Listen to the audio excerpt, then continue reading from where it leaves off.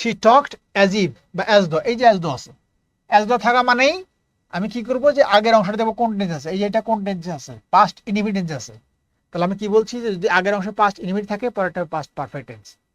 এখানে past perfect কয়টা আছে, এটা ওয়াজ হবে না, ওয়্যার হবে না, শুধু হ্যাড হবে না, হ্যাড বিন হবে, ঠিক আছে। She had been the CEO of company, answer হবে D, past perfect form,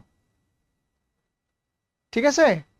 4 number কি আছে, it is high time, it is high time, ওই যে ইট ইজ টাইম বা ইট ইজ হাই টাইম একই জিনিস। ইউ ড্যাশ, তার মানে এটা ইজ আছে, এটা পাস্ট ফর্ম হবে, পাস্ট ফর্ম কোনটা হবে, এটা পাস্ট ফর্ম নাই, এটা নাই, এইটা হবে আনসার, সি আনসার।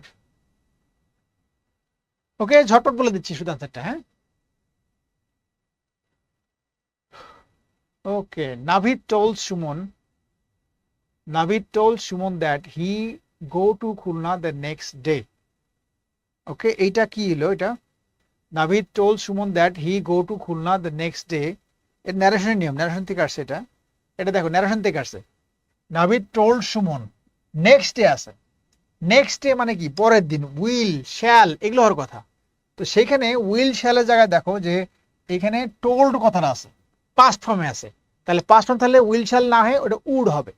উড কয়টার মধ্যে আছে দেখো, এটা ওয়েন্ট, এটা হবে না, এটা হ্যাড হবে না, পাস্টতে হবে না, যেহেতু নেক্সট ডে আছে ফিউচারে হবে, তাহলে এটা পাস্টে আছে, এটা কাটা, এটা পাস্টে কাটা, এইটা হতে পারে, এটা হতে পারে, যেহেতু এটা টোল্ড আছে তাহলে এইটাও হবে না, আনসার হবে উড, সোজা হিসাবে সোজাতমতা আসছে।